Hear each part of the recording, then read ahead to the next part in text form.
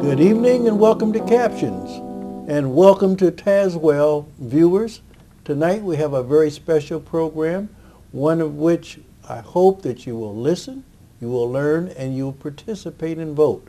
We're going to be showing you a forum that was held by the League of Women Voters, where they will have candidates for the 91st District as well as the 10th Judicial Circuit. It's very important that you watch, that you listen, you learn, and you vote for the candidate of your choice. Don't miss out on your opportunity to make a difference. As Irene said, we are going to start today with the judges. There are two judges running for the circuit court. They are John Vespa and Chris Spanos. I'd like to invite them to come up here. Thank you. Thank you to League of Women Voters for having me here this morning. I appreciate the opportunity to meet people and inform them. I'm John Vespa. I'm running for circuit judge. There were two openings for circuit judge. Let me clear up any misunderstanding that might exist there. There's the John Barra vacancy and the Joe Vespa vacancy, Joe Vespa being my oldest brother. John Barra vacancy, the winner of the Republican primary, Mike Reisinger, has no Democrat opponent. The winner of the Republican primary in the Joe Vespa vacancy is me. I do have a Democrat opponent. So I have a contested general election. My parents are Mario and June Vespa. My dad was a welder at Caterpillar for 40 years. Weekends he loaded trucks at the Journal-Star. Did not have a high school education, yet he was the smartest man I ever knew. Among my charitable work is the LAMP program, Legal Assistance to Military People. That is a program the Peoria County Bar Association started. I was one of its founders, its director from 2002 to 2007, that provides free legal service to military families. Many times the main breadwinner is the service person who goes overseas, leaving the remaining family members prey to creditors. That's where the lawyers from the Peoria County Bar Association stepped in. My favorite charity is Special Olympics. I volunteer there a lot. You will never find more grateful people than the Special Olympics athletes. Points that distinguish me from my opponent. I have extensive trial experience in both civil and criminal law. I've practiced law 3 or 4 years longer than my opponent. I'm a former police officer right here in Peoria. I'm a former police officer, so I have administered criminal law both on the street and in the courtroom. If you'd like to help me find out more about me, go to vespaforjudge.com. I have a Facebook page also. And please remember that judges are not lawmakers. You're going to hear from several candidates today who are lawmakers. Judges are somewhat restricted on what we can talk about. But if I'm lucky enough to be elected, in my courtroom, with each case, I will apply the law to the facts of that case reasonably. I will protect litigants in my courtroom. Everyone will leave my courtroom thinking they had a fair hearing. Thank you. Thank you very much for this opportunity to be here. My name's Chris Spanos, as you've already heard. I'm running for 10th Circuit Judge. I'm currently a practicing lawyer here in Peoria. I've been practicing law about 16 years. I grew up in Depew, Illinois, which is about an hour north of there. And in 1983, I left and joined the United States Navy. And believe it or not, I spent most of that time on a submarine. My wife tells me all the time, you're running for office, don't tell people you're on a submarine, you're too big. The truth of the matter is I did spend that time on a submarine. I spent 67 days underwater in 1986, and I tell people all the time I can hold my breath for a really long time. I got into this race because I've been dedicated to public service and community service most of my adult life. I've been involved in a number of charitable organizations. I've served on the Pekin Fire and Police Commission.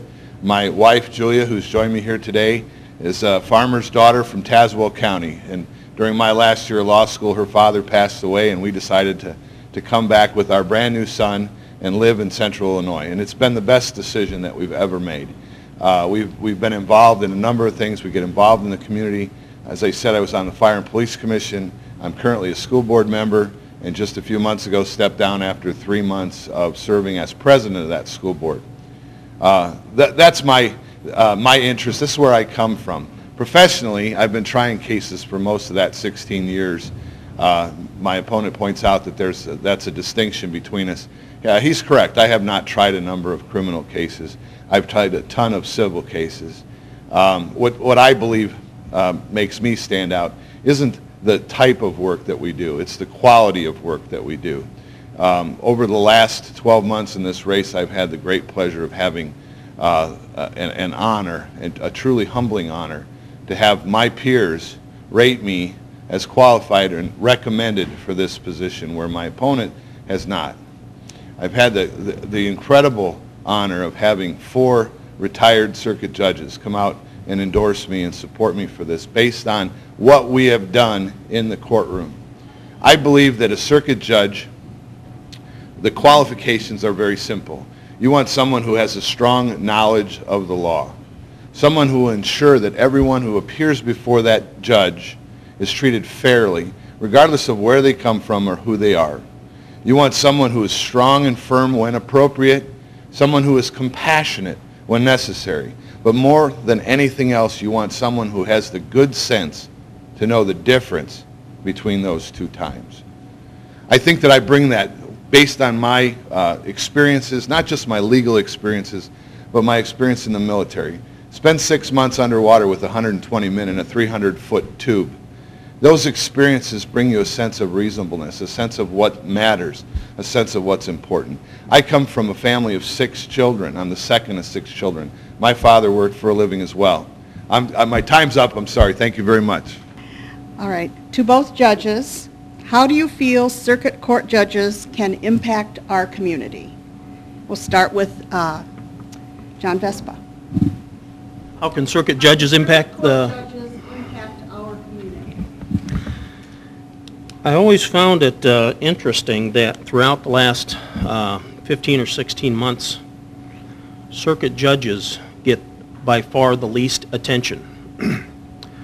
I know, like I referred to in my initial remarks, we're really limited in what we can say. And that explains a lot of it, I understand that. But circuit judges are the people you're going to see at Kroger's, Schnucks, the gas station, whatever. We live here. I live here in Peoria. What we will do is try to hold, or what I will do is try to hold people accountable, set a tone in the community, hold people accountable for what they do. You do that, you, like I say, you kind of set a tone in the community where people say, well, maybe I'd better reconsider doing that. I don't want to appear in front of Judge Vespa.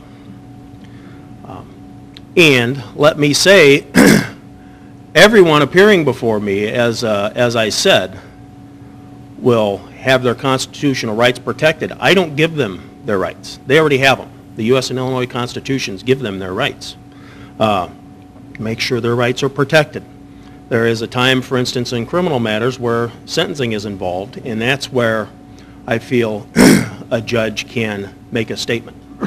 Now, you don't use that person, that litigant, to make your statements, but that's just the way this judge does things. This is the way he handles things, is this way. We have seen a pattern develop, and you take each case as it comes. Protect every person's rights. That you do not even come close to rubber stamping it. But a judge will set a tone in the community with his rulings. People will watch and listen and learn. Thank you. As I mentioned in my opening remarks, the reason that I got into this race is the opportunity to have an effect on our community, on the things that we hold important. A judge affects the lives of many people when they come before them, and not just the litigants themselves, but the families of those litigants. Both the victims and the accused, civil litigants, divorce litigants, whatever it is. Obviously, the judges will have an effect on their lives. Think about juvenile court. It's a great example. We have these young men and women who appear in juvenile court who have committed some sort of an offense. We've all read about and heard about recidivism, how often it is that these kids come back time after time. Now, I'm not naive enough to believe that suddenly I'll walk into a juvenile courtroom as judge and make a world of difference. But I do know and I do believe that I would walk into that courtroom and make every effort to make a difference, make an effort to ensure that as many lives of as many children, as many juveniles as possible are affected, and hopefully positively. As I said again in my opening, I talked about everyone who appears in front of a courtroom deserves the right to be treated fairly. People who commit serious crimes and are convicted of serious crimes deserve serious punishment. Other people come in certain situations where there has to be some compassion. Through the exercise of that good common sense, that good discretion between when you have compassion and when you have strength or stern punishment, that's how you affect society. You make society trust the court system. You imbue in them a feeling of the court system is working. That's a positive effect. Those are the sorts of changes, those are the sorts of effects, not changes, effects that I'd like to make if elected.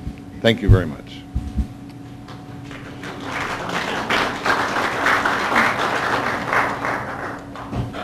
Okay. I guess we don't have any other questions, so we'll thank the judges.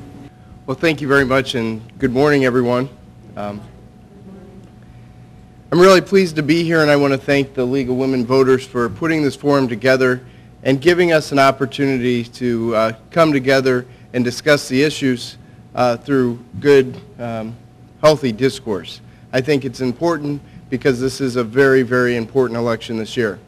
Again, my name is Mike Eunice. I am a candidate for state representative in the 91st District, which covers parts of Peoria, Tazewell, and Fulton counties. But it's good to be here. I see some friendly faces for those of you that don't know me all too well. I do serve on the East Peoria City Council right now. It's a council that I'm very proud and humbled to be a part of. It's been a great experience. It's been a council that we've worked together. We do have diversity on the council, but we've worked together and passed balanced budgets, and I'm very proud of that. I also work for the largest locally owned accounting firm in Central Illinois. Their name is Heinel Banwart, and I'm very proud to be a part of such a wonderful firm. For those of you that do know me, you know that the thing in my life that I'm most proud of is my family. My wife Natalie and I have 4 beautiful children.